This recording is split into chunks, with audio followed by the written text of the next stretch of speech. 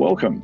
Today we're speaking with Faruk Hepelvent, who has an incredible CGI product that assists OEMs in bringing their cars to market very quickly with an exceptionally effective CGI launch strategy. Let's jump into it. With 30 years experience in auto logistics and state-of-the-art locations in 5 major Australian cities, Precar Fleet Services are a premier all-in-one solutions provider for commercial vehicle fleet operators, leasing companies and original equipment manufacturers. Please visit precar.com.au and click on the link to Fleet Services. Faruk, thanks very much for joining us today. Great to have you on the show. To kick things off, can you explain to us what the Scope Studio does and what sort of product you provide? Generally, we are a full CGI studio, so we produce marketing assets exclusively for the automotive market at this point, and we create stills and video footage for launches usually.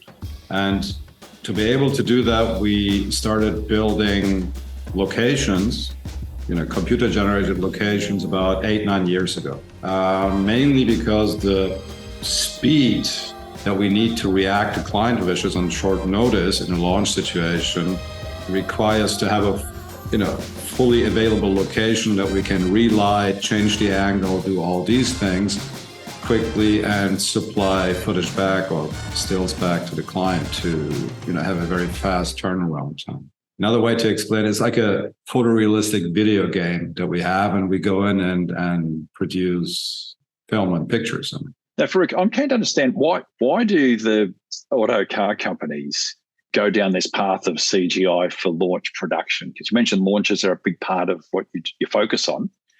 So why do they go down the road of CGI instead of doing the traditional take some cars, find a location, film it, etc.? So why do CGI? And I'm keen to get an understanding of the authenticity of it. How can you replicate the authenticity of a live shoot versus CGI?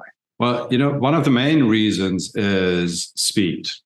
And the second biggest reason is obviously these cars, these prototypes are under, secrecy, right? So if you want to shoot film, you need to transport them, you need to fly them around and do all these things. And before I opened Scope, I was a car photographer. So I've done these live, right? And you would have 3 security people on set protecting the car from being photographed. So this is it's a big challenge and it's taken very seriously. And at the same time, what happens is if you do that, you're reduced to a few spots on the globe to shoot, right? And it's always the same. It's California, Southern Spain, South Africa. So it's repetitive, right? You always go to the same locations because you have the production infrastructure, this and that, all these things.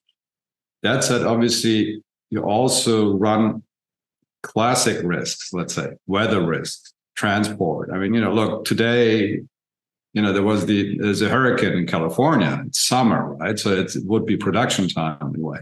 And this is getting worse, as we all know, and the risks are getting bigger. And even if you have very well-tuned production, you need to say, this is the location, get it approved, you get the car there. So you need to plan everything ahead. So it's a linear production. As a fact, right? There is no other way you can do it. You say, we drive here, we photograph at this time, you get it, go into post-production.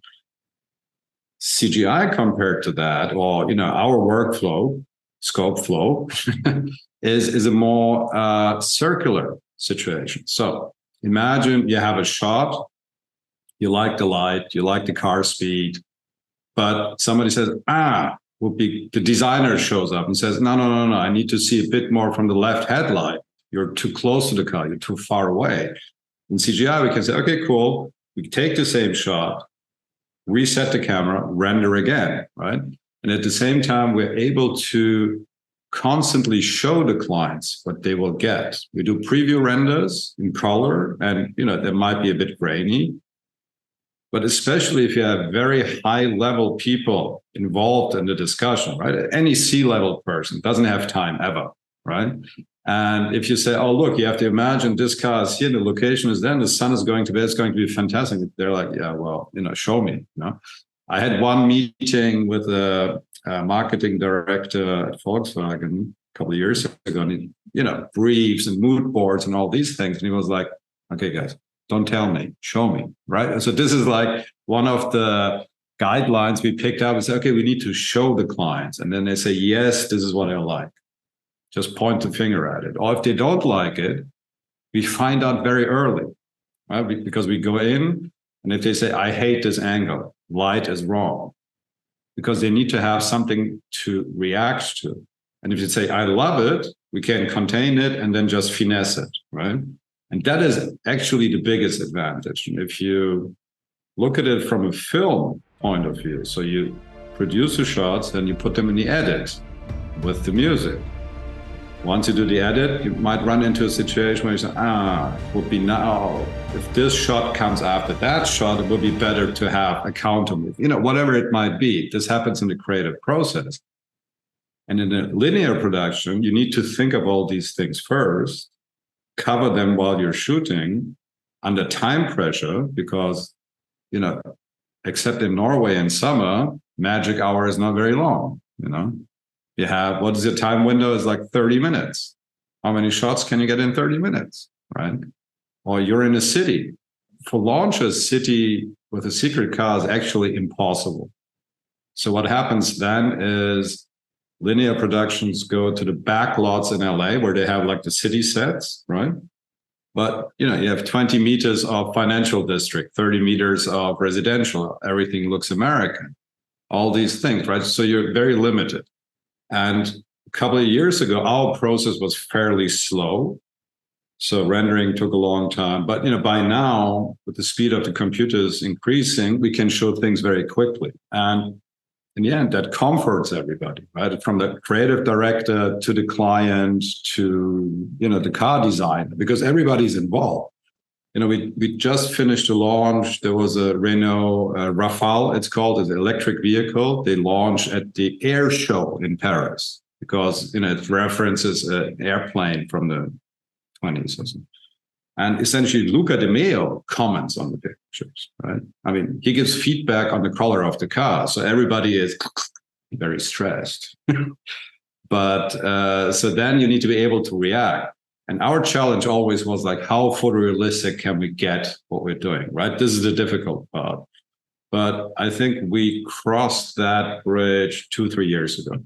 I think, obviously, and not everything is possible, but many things. And Faruk, a very basic question. Do you actually have to have the car, do you get the car in a studio and then take the shots of the car and then you create the environment around it? No, we receive the car data from design. So essentially we get data that represents the car and we get information about the materials, right? This is the car paint and here's, the rims have this material. So we have a process that we call check-in. So we prepare the car in the computer to have a digital twin of the car, right? This is basically what it is. And then we process to, render it out in a standardized studio just to show to the product people or designers, right? So they can verify product. But while we do it, we can still already start image production. So let's say, the car has black rims on our shot, and they're like, no, these are wrong. They need to be silver. We update it, and then it pipes back into our system. So the next renders will have the correct wheels. So also this is obviously speeds things up because in a linear production, you need to build the car, right? People need to build it, put it together, ship it, maybe make it drivable. Most prototypes don't actually drive. Or didn't back in the day. Stuff doesn't work because they're hand built, right? Just for shoes. Or this was the way it was done. So that's also why launches is such an interesting place, because then they have a bit more time to build the show car to put in, on stage or, in a car show. But they don't have to ship around cars to, for film or photo. Yeah. So with the launch, the entire car is CGI. The location and the car both are CGI. Exactly. That's incredible. For some reason, I was thinking the car had to be the car and the location was rendered, but you actually render the whole lot. You You put all the inputs, digital inputs of the design, the materials, and you then create the landscape and the image for it. And, until it's still being done, but more classic workflows, they go out and shoot the location and use a CG car and put it into, filmed backplates. But what happens then is everything is locked, right? So the camera is the camera. And since and this is what we call hybrid production, right? It's a bit of this, a bit of that. But if you're in what they call full CG, which I don't think is a very nice term, but this is the one that has been established. So you're in a completely virtual environment with a virtual car, which gives you the incredible freedom to create, right? You can be very precise with your shots. I set the light, mostly if you have low light, you want to hit the shoulder in a certain way. I put the sun there and it stays. As a creative, it's an incredibly liberating workflow. Yeah, it's incredible. I'm gobsmacked because I must admit I was a bit naive, thinking that the car and you're just creating the CGI background, but it's actually complete CGI. And I can see why it makes sense to do the launches, because you're right. The hassle in getting vehicles through security and the protocols globally where you need to hide the cars from prying eyes, from journalists, from competitors. It's incredible. And you want to maintain a story and have the bigger the impact means that you need to have all this stuff prepared beforehand. So this must speed up the time to launch by using your technology. I think so. Trying to convince more people of it. It makes sense. It is. And, it's interesting for me to hear, because you've seen the footage, right, and the photos, and we stated somewhere on the website. But essentially, if a normal person, a non-specific marketing person, this looks like, footage, just looks like a photo, right? Then we already achieved something that was really hard to achieve a couple of years ago. You would see it more.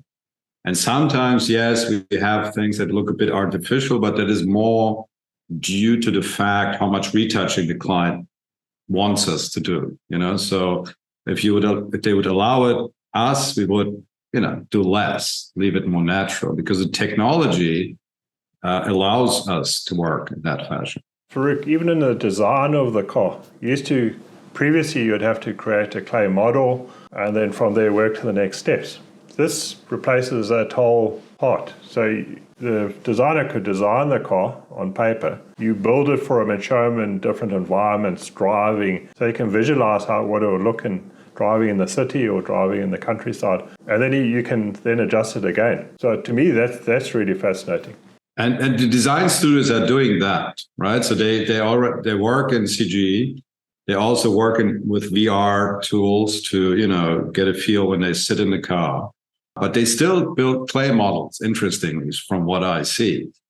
But at that stage, the cars are so secret, right? Because they design something that's 3 years ahead. So that stuff we usually don't get. But what we do, we have some design studios as clients. We supply them with backgrounds, right? And now we start to build a system where we can give them the whole location so they're free to move around. Right now, we only give them backplates so they can, try iterations of the car in the same shop. But a lot of things in the design studios are generated digitally these days. Pretty much everything. And then they also build one hero model, I think, in the end to, feel it somehow. So have you put any calculations together to work out what are the cost saving and time savings? Because you mentioned some of the time savings because now you don't have to ship a car, you don't have to do all these things. Have you measured that cost? Because to have bring a film production together, there's huge costs, and plus just the shipping of the cars. As a rule of thumb, we say we're about 20% less expensive than a regular production. So also there in the launch market, we are not, the cheapest solution you can find, let's put it that way, but also we price it in a way where we say, okay, this will be, if you go out and shoot, this would be your regular budget, which we know because, we've done it before. So we know the numbers. Plus you have the weather risk, you have transportation risk, you have security risk, you have all these risks. So these are obviously hard to calculate with a number, but so that's why we netted out saying, okay, just imagine you have a film shoot. Instead of doing that, it's 20% less, plus all the risk reduction you have. They need to put a number to it somehow. And obviously we have, bigger variety of locations that we can supply, right? So because on the same day, I can be in the desert in the city because I have, I just opened 2 locations on the computer and put the car in it. But again, interestingly, with established OEMs, let's say, it took much longer for them to embrace that solution. The Europeans, the Americans. Our Chinese clients, they were so new to the business, they're like, oh, okay, this makes sense. Why should I do all the other stuff? When you look at something fresh, you're like, oh, okay, this seems to be the way to go. It's the most modern solution. They don't have people who say, oh, I want to go on location. You have all this. This is also sometimes a competitor that we cannot really fight, that people want to get out of the office, right? But in a launch situation, the stakes are so high that most clients opt for the most flexibility and control that we can give them. Because, the CEO is not going on location anyways, right? He only sees the results. And if he wants changes done, he wants changes done, right? So we can offer that. Greg, I can see from what you're explaining how say the CEO and very senior level leadership in a business, product launches are critical. You only get one chance to launch a product and make sure you get it right. And you're right, the risks, if you look at the time saving, the risks associated with the more people that handle a traditional launch, the more challenges and risks that things can go wrong or information can leak. So my understanding from what you're explaining with your process and utilizing your services is that you can quarantine the amount of people that have access to the product. So and the logistics, you actually take out all logistic issues. So you're not putting a vehicle, you're not air freighting something, or you're not putting in a boat somewhere and sailing it to the other side of the world. It still could be being developed if need be in the design studio. Tweaks can still be made, but you can already have a product that you can show to senior leadership to say, this is what the launch would look at with the current state of what the design team have designed, presented in a way that the marketing team want to present it. So the strategy is we've got this product, but want to tell a story this way. Now, the revision can be made to say, well, hang on, we don't want to go down that path of, say, a desert story with this particular product. Let's have an urban story. But we know in the past we haven't been able to do that urban story because of mainly limited sites that you can use it. Because if you go down the urban path, the exposure is huge. Plus the logistics and security is massive. So you can actually help the senior leadership in both design and marketing and the overall business in determining whether their strategies are right in a very short time frame and immediately see to make changes to the process. Is that correct? Is that what you're starting to see with the organizations that have jumped on board with you right now? Yeah, that is correct. So it's also, again, some depends on the client. Some are more flexible. Some use the solutions you just described better, so because they're more fluid in their management style, looking towards China mainly there. But with the classic OEMs, the general brief and positioning of the car is very clear, right? So they can say, this is an urban car, this is traveling car, these things, business people, families. So the location. That's also an important thought, as the location essentially is a supporting exit, right? So we have a situation that we call location eats car. So if you put a car in front of a Zaha Hadid building, they're competing, as a design competition.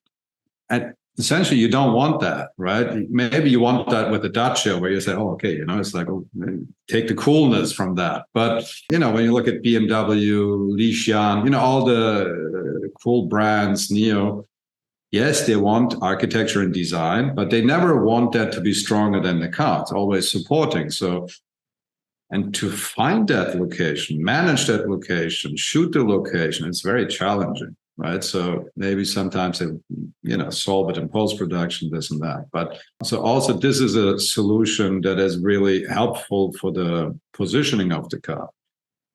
And we like to say it's like, we take the first portrait of the car, right? It's like, first impression. And in that realm, the car obviously is the hero. I mean, the car is always the hero in marketing, but still, when it goes downstream, you want more people in it. You want to show utility more. You have other things you need to discuss once you're further down the customer journey. But for the first view, you need to somehow spark emotions without, dogs and kids and these things, right? So getting that out of the car in a shot, you need extreme control over the situation, which normal shoots you don't really have, right? Plus you have the security, you have all these problems that you need to deal with. So this is why we think full CGI is such an advantage, because you can balance that. You can balance it with, look, this is what it looks like. And then, somebody might say, yeah, okay, yes, I understand it. The roof is too dark. The wall is too bright, whatever it is, right? So they can point at it and say, this is what is disturbing me. And we can react to it. And as you said, the city, this is one of the things we've done over the last 3 years. We developed a tool that builds cities. So it's like a city generation machine in full CG, which has the added benefit that the cities that we produce don't have any other IPs sitting on the buildings, right? So if you shoot in New York, yes, there's a certain, you're allowed to do certain things, but, you can shoot the Empire State Building. But if it's a private building, you need to go and get a permit for that, right? You need to pay the people. You need to, so there's all these things happening. Or let's say you want to show snow, right? Snow sounds simple, is difficult because, you need to travel to snow city in snow, huge challenge, right?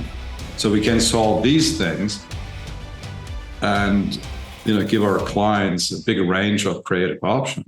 So Faruk, you have a scene of a city, and then you can say, okay, you can have it in rain or snow or very cold or hot, or so whatever they want, you can just adapt the scene for that. Is that correct? Yes, we can do that. Interestingly, it's like a pretty classic 80-20 thing, right? Not many people want rain shots. Not many people want snow shots. It needs to, that specific car, it needs to be part of the story. Then it works. But, we're capable of doing it, yeah. And for another one for me, so there's a potential you do your launch, and I'm just thinking coming down that marketing storytelling. So there is the potential. One of the big challenges that OEMs have is you film an ad for a product and you globalize it. So you'll send your ad to far reaches of the world. So this ad may be a European ad, but then you send it to Africa, you send it to Asia, you send it to the US. There is the potential that you could still use the core CGI that you've done for, say, a European landscape or streetscape for the European market, but then you can adapt that same storytelling in other landscapes without the need to transport the car. So you can then customize the messaging of the marketing for that vehicle to each country without having the hassle of moving the vehicle around. And as you say, you can add different individuals or surroundings so that it has, say, an Asian feel to it. It has a North American feel to it, has an African feel to it, or even a European feel to it, Northern and Southern European feel. So that sort of gives the OEM a lot better bang for their buck, because they can say, just get involved with yourselves to say, right, let's do the launch, but then let's share the launch story and customize it for each of our markets.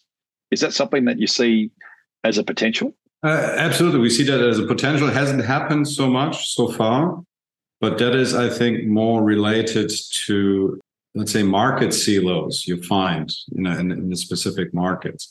But also to that point, so the technology is getting more interconnected. So the CG world was very, very complex in a way, right? So it's lots of apps and different renders and this and that. And there is a development in the general market to find a more common ground, like the JPEG of CG or the PDF of CG. So interestingly, there was a couple of weeks ago, the big players, Apple, Adobe, I think Autodesk, NVIDIA, and one more, they created an alliance for what they call USD, which is a unique seed description, which would be the PDF of CG. So if this keeps developing, then it'll be easier to say, oh, look, here's, 80% of that shot is a camera movement, the car movement, the light. But you deliver you a scene that is a different landscape, right? So you can switch it out, and you can switch it out with your local vendor, right? We call that what you just described, localizing. And this is also something that we heard clients ask for in the United States market, for example, right? Florida says, look, guys, yes, we've been small, now we're big. Why is everything shot in California? I want palm trees. I want to see the ocean. It's like, I don't want to see California anymore. The dealerships, especially, right? John, you were asking about that. But that moves into a market where, we think the garaging big companies come to play, the ones that have all the cars and all the variations stored. And then we would supply them with the location, all the backplates, and they do the switch, the variations, white cars for Florida, red cars for Michigan, whatever it is, right? So they can localize it more precisely, but still the central marketing can make sure the story stays within the brand, right? So that not everybody does whatever they like, but keep it more brand consistent. Obviously, yeah, that is a market that we see developing, but it's developing but slowly. But definitely something that you can see there's definitely benefit and synergy there to do so. And I think it's, I see that the adoption of that would have to be exponentially. Once the OEMs figure out that makes so much more sense, can save them so much time and money, that makes so much sense to go down that path and engage in your technology. And some are basically moving that direction, pushing it, but probably you have the experience as well. An OEM is an OEM, right? It's if you give the order, it takes a while for the ship to change course, right?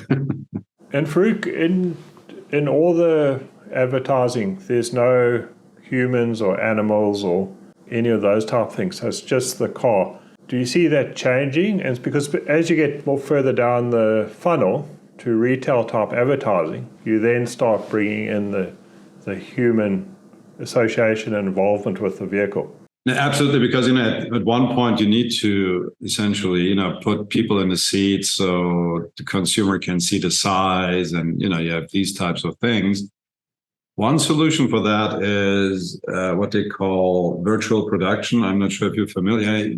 The main sample is The Mandalorian, right? Star Wars. Are you guys familiar with that? Did you see how they produce it? It's like huge LED walls. So you have like a stage. Behind it, you have an incredibly big TV, let's say, right? And on that TV is a virtual location. So when you move the camera, you have the parallax, so it looks like you're on location. And that is a classic solution that is being utilized now.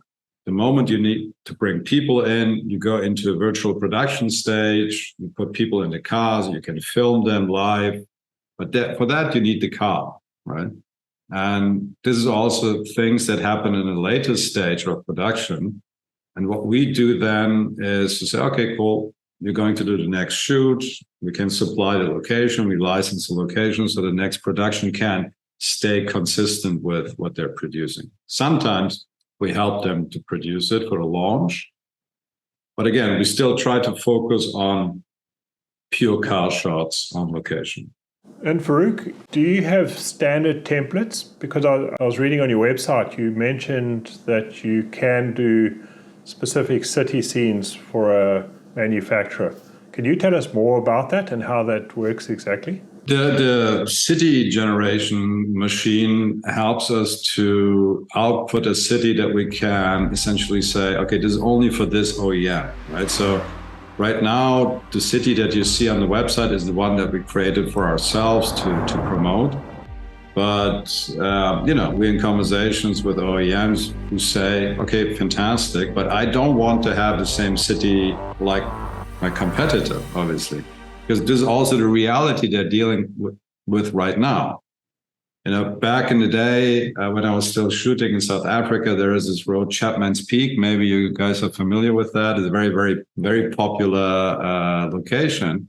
And essentially, there was not a problem getting a permit. The problem was getting a line because somebody else was shooting on that day, right? So you would have to wait until the location is available. There are locations in California that, just work. So you show up on location, all the road has like tape markings on the ground, camera marks, where the last guy put his camera. So so this happens. A big subject is private homes, for example, right? So, one OEM doesn't want to be in front of the same private home like the other one, right? Because it's the same location, essentially. But it happens all the time because how many cool private homes are out there, right? And they're expensive. So this is also what we do if we design custom locations, mainly private homes. And then we say, okay, this is exclusive for your brand. So you can always come back and use it for, another car in your lineup if you want to.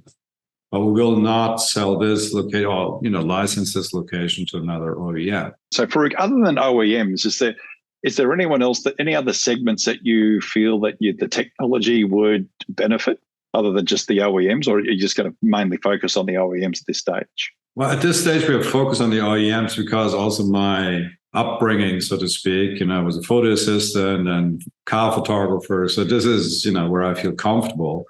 And also when you look at car films and films mainly, it's always, the storyline is very similar. Right. So, it's you always cook the same dish, just in variations. And this is also one of the reasons that we are capable of delivering so fast, right? Yes, every now and then you'll have a manufacturer like Mercedes, last year, 2 years ago, they have a car flying around, right? So, but it doesn't happen very often. Usually a car drives on the roads, stops in front of the house. But so, the storyline is very clear, so we can focus on design details and, being brand specific, being very precise. It's more like, a man's suit compared to haute couture women's fashion, right? You have more liberty there. So that's why we're sticking to suits in a way. We're like, okay. There's also so much variation in shirts, right? Yes, you can go crazy, but, we know more or less what it is. And that's why we can deliver a very high level product.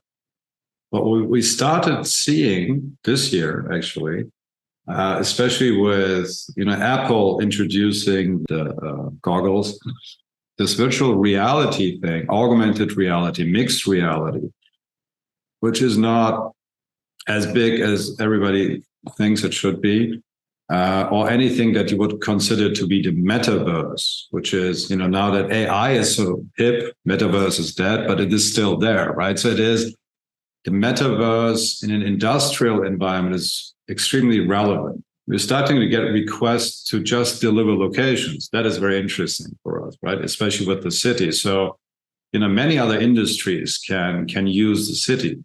That said, at this point, I think the price point is at a place that works better for, car OEMs, right, with the budgets they have, but it will develop, right? So, our tools will get faster. And there's a huge general trend, I think, happening underneath the AI hype is that, the 3D, anything three-dimensional, the digital twins become incredibly relevant, starting at the car OEM where they build a factory in 3D and run simulations to optimize the factory. BMW has done that with NVIDIA.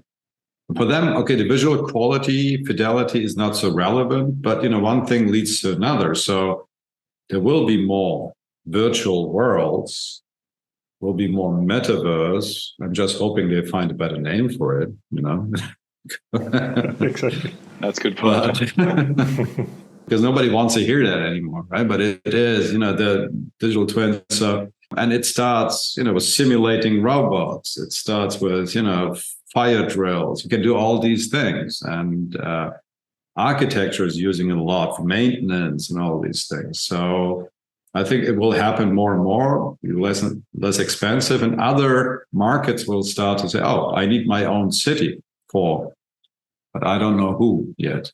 But I think the big players like Apple moving into that space will open up the need to have locations for those experiences. So this is what we're looking out for, talking to people. But again, I think it is by now the financial burden is not as bad as it was like 4 or 5 years ago. Everything was custom. So the technology is advancing, prices are going down, and we rebuilt certain products to be able to hand over. That's why we did it, right? Where we said, because we cannot do everything. So we have things that other people can grab and use with their local vendor or their local agency, and they have a certain stability in, I have the location, I have the shot, and now I can, I don't know, as I said, render the red car with the black rims because this is the one I need to get off the lot, right? It's whatever. Absolutely. It is, right? Yeah. Absolutely. Or here's the special edition we want to create. We can create the special edition even without having to put it together. We could say, let's try pilot this one, let's pilot that one. Yeah. Incredible.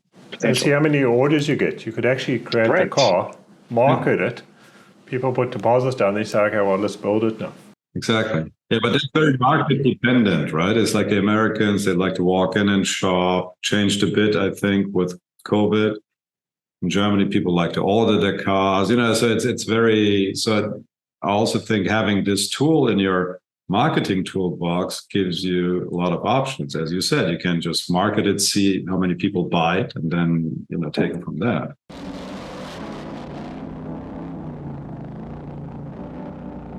But no, it's been a fascinating conversation, Faruk. It just, as you outlined all those problems that you're solving for the OEMs, it just made so much sense. As you went through, listed each one, I thought of the various OEMs I've worked in where that's been a problem. But the security have to come out, you're organizing logistics. As soon as the car leaves its quarantined area, then there is full-time security guards watching it. It's got to be covered. Only certain people are allowed to know about it. And it's just so hard. It's just so hard and stressful. And someone's going to damage it. And it's just, there's all those things are not a problem now, utilizing your technology. And it just makes so much sense. I tip my hat to you for the initiative. I think it makes a lot of sense. Well, thank you very much for inviting me. Thank you for listening. Hopefully you got as much out of the conversation with Faruk as we did. If you like what you saw, please remember to subscribe to our channel, and we'll see you next week. Thanks very much for watching.